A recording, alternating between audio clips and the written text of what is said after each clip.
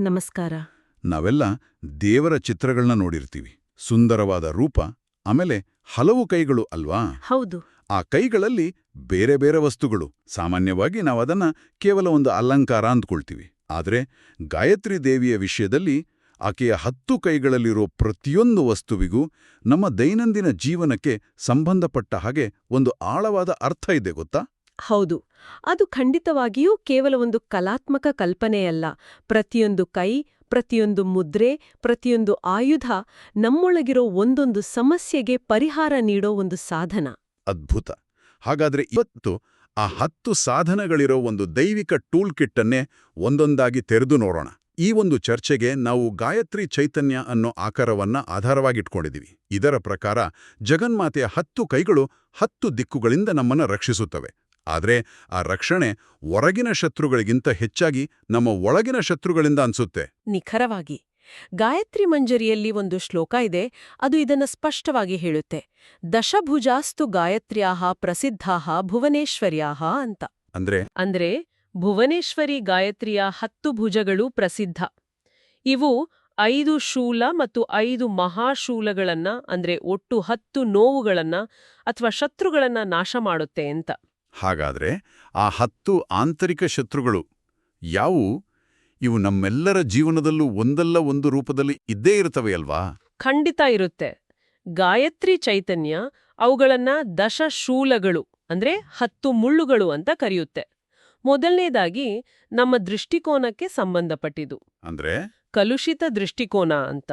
ಕಲುಷಿತ ದೃಷ್ಟಿಕೋನ ಅಂದ್ರೆ ಎಲ್ಲವನ್ನೂ ನೆಗೆಟಿವ್ ಆಗಿ ನೋಡೋದಾ? ಹೌದು, ನಕಾರಾತ್ಮಕವಾಗಿ ಅಥವಾ ತಪ್ಪಾಗಿ ನೋಡೋದು. ಎರಡನೇದು ಪರಾವಲಂಬನೆ ಅಂದ್ರೆ ಪ್ರತಿಯೊಂದಕ್ಕೂ ಬೇರೆಯವರನ್ನ ಅವಲಂಬಿಸೋದು, ಸ್ವಂತ ಶಕ್ತಿ ಮೇಲೆ ನಂಬಿಕೆ ಇಲ್ದಿರೋದು.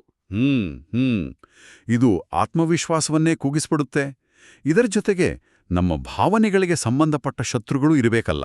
ಖಂಡಿತ. 3ನೇ ಮತ್ತು 4ನೇ ಶತ್ರುಗಳು ಅವೇ ಭಯ ಮತ್ತು ನಿಕೃಷ್ಟತೆ. ನಿಕೃಷ್ಟತೆ ಅಂದ್ರೆ ಕೀಳಾಯ್ಮೆ. ಹೌದು, ನನ್ನಿಂದ ಏನೂ ಸಾಧ್ಯವಿಲ್ಲ ಅನ್ನೋ ಭಾವನೆ. ಈ 2 ಭಾವನೆಗಳು ನಮ್ಮನ್ನ ಮಾನಸಿಕವಾಗಿ ಕಟ್ಟಿ ಹಾಕ್ತವೆ. ಇವುಗಳ ಜೊತೆ ನಮ್ಮ ನಡವಳಿಕೆಗೆ ಸಂಬಂಧಿಸಿದ ಹಾಗೆ ಅಜಾಗರೂಕತೆ ಅಂದ್ರೆ ನಿರ್ಲಕ್ಷ್ಯ ಮತ್ತೆ ಸ್ವಹಿತ ಅಂದ್ರೆ ಅತಿಯಾದ ಸ್ವಾರ್ಥ ಇವು ಕೂಡ ನಮ್ಮ ಶತ್ರುಗಳೇ. ಸ್ವಾರ್ಥ, ಭಯ, ಕೀಳರಿಮೆ ಇದೆಲ್ಲ ಕೇಳಿದ್ರೆ ಇವು ಆಧುನಿಕ ಮನೋವಿಜ್ಞಾನ ಹೇಳೋ ಮಾನಸಿಕ ಅಡೆತಡೆಗಳ ಹಾಗೆಯೇ ಇವೆ. ಹೌದು, ಖಂಡಿತ. ಇವು ಸಾರ್ವಕಾಲಿಕ ಸಮಸ್ಯೆಗಳು. ನೋಡಿ, ಪಟ್ಟಿ ಇನ್ನೂ ಮುಗ್ದಿಲ್ಲ. ನಮ್ಮ ಬುದ್ಧಿಗೆ ಸಂಬಂಧಿಸಿದ್ದು ಅವಿವೇಕ ಅಂದ್ರೆ ಸರಿ ತಪ್ಪುಗಳ ಅರಿವಿಲ್ಲದಿರುವುದು. ನಮ್ಮ ಮನಸ್ಸಿಗೆ ಸಂಬಂಧಿಸಿದ್ದು ಆವೇಶ ಅಂದ್ರೆ ಹಿಡಿತವಿಲ್ಲದ ಭಾವನೆ. ನಮ್ಮ ಆಸೆಗೆ ಸಂಬಂಧಪಟ್ಟ ಹಾಗೆ ತೃಷ್ಣೆ ಅಂದ್ರೆ ಎಂದಿಗೂ ತೀರದ ಬಯಕೆ ಅಥವಾ ದುರಾಸೆ. ಸರಿ. ಕೊನೆಯದಾಗಿ ನಮ್ಮ ಶರೀರಕ್ಕೆ ಸಂಬಂಧಿಸಿದ್ದು ಆಲಸ್ಯ ಅಂದ್ರೆ ಸೋಮಾರಿತನ. ಈ 10 ಶತ್ರುಗಳು ನಮ್ಮ ಆಧ್ಯಾತ್ಮಿಕ ಮತ್ತು ಲೌಕಿಕ ಪ್ರಗತಿಗೆ ದೊಡ್ಡ ಅಡ್ಡಿ. ಈ 10 ಶತ್ರುಗಳನ್ನ ಗುರುತಿಸೋದೇ ಮೊದಲ ಹೆಜ್ಜೆ. ಆದರೆ ಇವುಗಳನ್ನ ಜಯಿಸೋದು ಹೇಗೆ? ಗಾಯತ್ರಿ ಮಂತ್ರಕ್ಕೂ ಇದಕ್ಕೂ ಏನಾದರೂ ಸಂಬಂಧ ಇದೆಯಾ? ನೇರವಾದ ಸಂಬಂಧ ಇದೆ. ಗಾಯತ್ರಿ ಮಂತ್ರದಲ್ಲಿ ಆ ಪ್ರಣವ ಮತ್ತು ವ್ಯಾಹೃತಿಗಳನ್ನ ಬಿಟ್ಟು 10 ಪದಗಳಿವೆ. ತತ್ ಸವಿತುಃ ವರೇಣ್ಯಂ. ಹೌದು. ಭರ್ಘೋ ದೇವಸ್ಯ ಧೀಮಹಿ ಧಿಯೋ ಯೋ ನಃ ಪ್ರಚೋದಯಾತ್. ಪ್ರತಿದಿನ ಕನಿಷ್ಠ 10 ಬಾರಿ ಮಂತ್ರವನ್ನ ಜಪಿಸಬೇಕು ಅನ್ನೋ ನಿಯಮದ ಹಿಂದಿನ ಒಂದು ತತ್ವವೇ ಇದು. ಪ್ರತಿಯೊಂದು ಪದದ ಉಚ್ಚಾರಣೆಯೂ ನಮ್ಮೊಳಗಿನ ಒಂದೊಂದು ಶತ್ರುವನ್ನ ನಾಶ ಮಾಡುವ ಶಕ್ತಿಯನ್ನು ಹೊಂದಿದೆ ಅಂತ ಒಂದು ನಂಬಿಕೆ. ಗಾಯತ್ರಿ ಮಂತ್ರದ 10 ಪದಗಳು ನಮ್ಮ 10 ಆಂತರಿಕ ಶತ್ರುಗಳನ್ನ ನಾಶ ಮಾಡುತ್ತವೆ. ಇದು ಅದ್ಭುತವಾದ ಯೋಚನೆ. ಹಾಗಾದ್ರೆ ದೇವಿಯ ಕೈಯಲ್ಲಿರೋ ಆಯುಧಗಳಿಗೂ ಈ ಶತ್ರುಗಳಿಗೂ ನೇರವಾದ ಸಂಬಂಧ ಇರಲೇಬೇಕಲ್ವಾ? ಬನ್ನಿ, ಆ ದೈವಿಕ ಕೂಲ್ಕಿಟ್ನ ಮೊದಲ ಸಾಧನ ನೋಡೋಣ. ಮೊದಲನೇ ಕೈ ಅಭಯ ಮುದ್ರೆಯಲ್ಲಿದೆ. ಹೌದು, ಅಭಯ ಮುದ್ರೆ ಅಂದ್ರೆ ಹೆದರಬೇಡ ಅಂತ ಹೇಳಿದ ಹಾಗೆ. ಆದ್ರೆ ಇಲ್ಲಿ ರಕ್ಷಣೆ ಅಂದ್ರೆ ಕೇವಲ ಭೌತಿಕ ಅಪಾಯಗಳಿಂದ ಮಾತ್ರ ಅಲ್ಲ. ನಾವು ಆಗಷ್ಟೇ ಚರ್ಚೆ ಮಾಡಿದ ಭಯ ಮತ್ತೆ ಕೀಳಿರಿಮೆ ಇದಿಲ್ಲ, ಆ ಆಂತರಿಕ ಶತ್ರುಗಳಿಂದ ನಮ್ಮನ್ನು ರಕ್ಷಿಸುವ ಭರವಸೆ ಇದು. ಧರ್ಮದ ದಾರಿಯಲ್ಲಿ ನಡೆಯುವಾಗ ಬರುವ ಅನುಮಾನ, ಆತಂಕಗಳಿಂದ ನಾನು ನಿನ್ನ ಜೊತೆಗಿದ್ದೇನೆ ಅಂತ ಜಗನ್ಮಾತೆ ನೀಡುವ ಭರವಸೆಯೇ ಈ ಅಭಯ ಮುದ್ರೆ. ಹಾಗೆಯೇ 2ನೇ ಕೈ ವರದ ಮುದ್ರೆಯಲ್ಲಿದೆ. ಅಂದ್ರೆ ವರವನ್ನ ಕೊಡುವ ಭಂಗಿ. ಇದು ನಮ್ಮ ತೃಷ್ಣೆ ಅಥವಾ ದುರಾಸೆಗೆ ಉತ್ತರನಾ? ಒಂದು ರೀತಿಯಲ್ಲಿ ಹೌದು. ಆದ್ರೆ ಇಲ್ಲಿ ಒಂದು ಕಂಡೀಷನ್ ಇದೆ.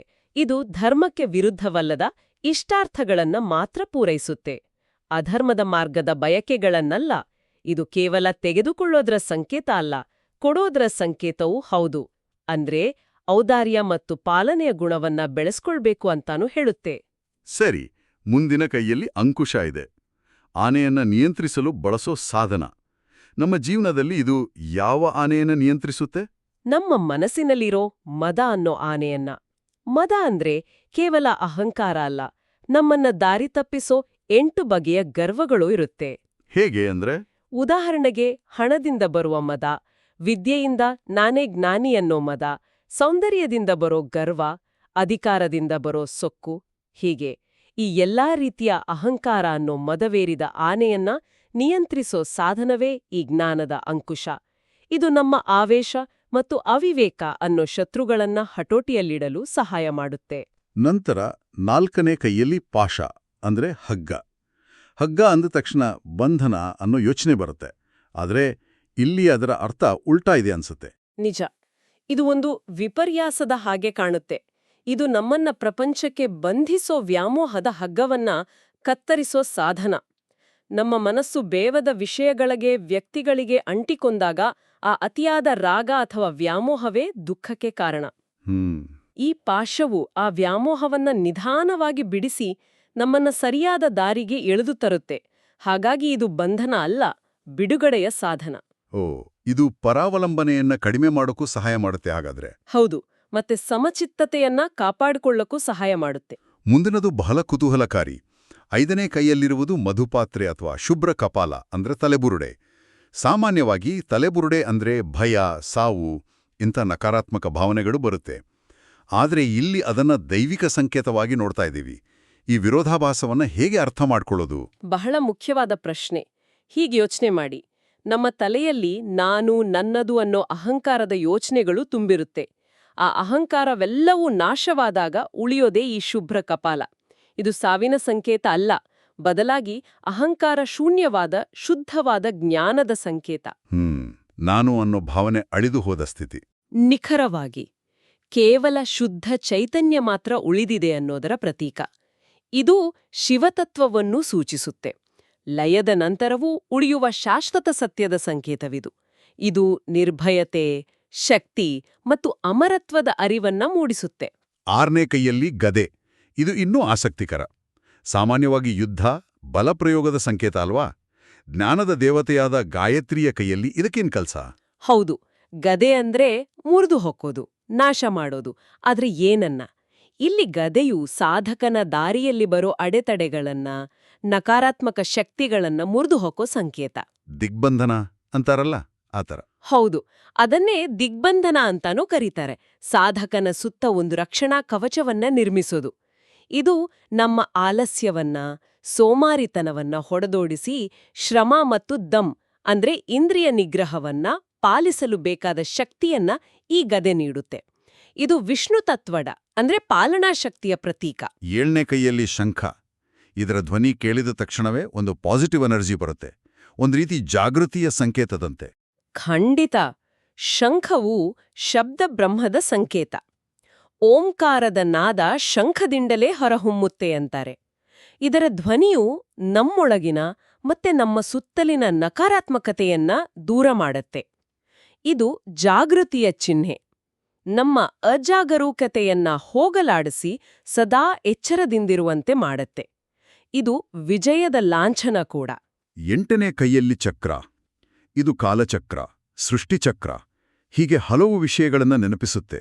ಹೌದು, ಇದು ವಿಷ್ಣುವಿನ ಸುದರ್ಶನ ಚಕ್ರ. ಇದು ಕೇವಲ ಶತ್ರು ಸಂಹಾರದ ಆಯುಧ ಅಲ್ಲ, ಇದು ಸೃಷ್ಟಿಯ ನಿರಂತರ ಚಲನೀಯ ಪ್ರಗತಿಯ ಸಂಕೇತ.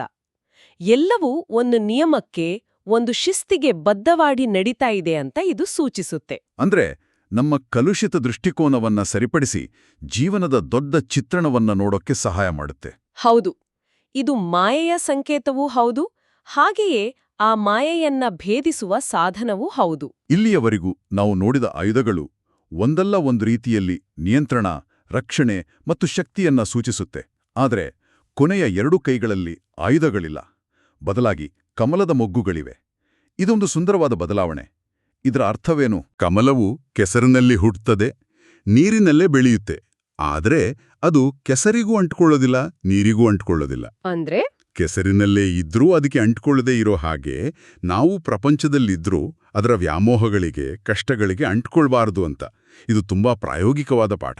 ನಿಖರವಾಗಿ ಸಂಸಾರದಲ್ಲಿದ್ಕೊಂಡೇ ನಿರ್ಲಿಪ್ತರಾಗಿ ನಿರ್ಮಲರಾಗಿ ಬದುಕೋ ಕಲೆಯನ್ನೇ ಇದು ಕಲಿಸತ್ತೆ. ಇದು ದಿವ್ಯವಾದ ಉಲ್ಲಾಸ, ಸೌಂದರ್ಯ ಮತ್ತೆ ಸೌಮ್ಯತೆಯ ಸಂಕೇತ. ಇದು ಶುದ್ಧ ಭಕ್ತಿ, ಪ್ರಾಮಾಣಿಕತೆ, ಸಭ್ಯತೆ ಮತ್ತೆ ನಿರಭಿಮಾನ ಅಂದ್ರೆ ಅಹಂಕಾರವಿಲ್ಲದ ಸ್ಥಿತಿಯನ್ನ ಸೂಚಿಸುತ್ತೆ. ನಾವು ಚರ್ಚೆಯಲ್ಲಿ ಮಾಡುವ ಈ 10 ಆಯುಧಗಳ ವಿವರಣೆ ಎಲ್ಲೆಡೆ ಒಂದೇ ರೀತಿ ಇರುತ್ತಾ ಅಥವಾ ಬೇರೆ ಬೇರೆ ವ್ಯಾಖ್ಯಾನಗಳು ಇವ್ಯಾ? ನಾನು ಓದಿದ ಹಾಗೆ ಗಾಯತ್ರಿ ಚೈತನ್ಯದಲ್ಲೇ ಒಂದು ಸಣ್ಣ ಭಿನ್ನಾಭಿಪ್ರಾಯವನ್ನು ಉಲ್ಲೇಖಿಸಲಾಗಿದೆ.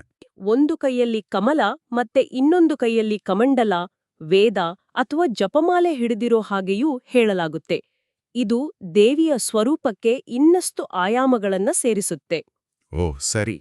ವೇದ ಜ್ಞಾನದ ಸಂಕೇತವಾದ್ರೆ ಕಮಂಡಲ ವೈರಾಗ್ಯದ ಸಂಕೇತ, ಜಪಮಾಲೆ ನಿರಂತರ ಸಾಧನೆ ಅಥವಾ ಧ್ಯಾನದ ಸಂಕೇತವಾಗಿದೆ.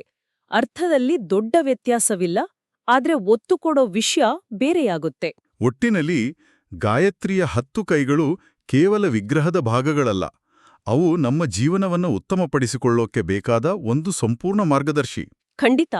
ಈ ಸಂಕೇತಗಳ ಜ್ಞಾನ ಕೇವಲ ಒಂದು ಕುತೂಹಲಕಾರಿ ವಿಷಯವಾಗಿ ಉಳಿಬಾರ್ದು. ಇದು ನಮ್ಮ ದೈನಂದಿನ ಜೀವನಕ್ಕೆ ಅನ್ವಯವಾಗೋ ತತ್ವ. ಮನಸ್ಸಿನಲ್ಲಿ ಅಹಂಕಾರ ಬಂದಾಗ ಅಂಕುಶವನ್ನ ನೆನಪಿಸ್ಕೊಳ್ಬೇಕು, ವ್ಯಾಮೋಹ ಹೆಚ್ಚಾದಾಗ ಪಾಶವನ್ನ, ಭಯವಾದಾಗ ಅಭಯಮುದ್ರೆಯನ್ನ, ಸೋಮಾರಿತನ ಬಂದಾಗ ಗದೆಯನ್ನ ಸ್ಮರಿಸ್ಕೊಳ್ಬೇಕು. ಪ್ರತಿಯೊಂದು ಸಂಕೇತವನ್ನು ನಮ್ಮ ಜೀವನದ ಸಂದರ್ಭಗಳಿಗೆ ಜೋಡಿಸಿಕೊಳ್ಬೇಕು. ಹೌದು.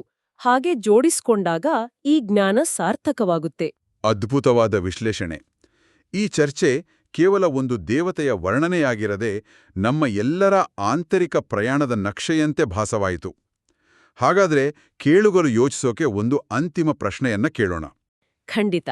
ನಾವು ಚರ್ಚೆಯ ಆರಂಭದಲ್ಲಿ ಪಟ್ಟಿ ಮಾಡಿದ ಆ 10 ಆಂತರಿಕ ಶತ್ರುಗಳಲ್ಲಿ, ಅಂದರೆ ಕಲುಷಿತ ದೃಷ್ಟಿಕೋನ, ಪರಾವಲಂಬನೆ, ಭಯ, ಕೀಳರಿಮೆ, ಅಜಾಗರೂಕತೆ, ಸ್ವಾರ್ಥ, ಅವಿವೇಕ, ಆವೇಶ, ದುರಾಸೆ ಮತ್ತು ಆಲಸ್ಯ, ಇವುಗಳಲ್ಲಿ ಸದ್ಯದ ಜೀವನದ ಹಂತದಲ್ಲಿ ಹೆಚ್ಚು ಪ್ರಸ್ತುತವೆನಿಸುವ ಶತ್ರು ಯಾವುದು?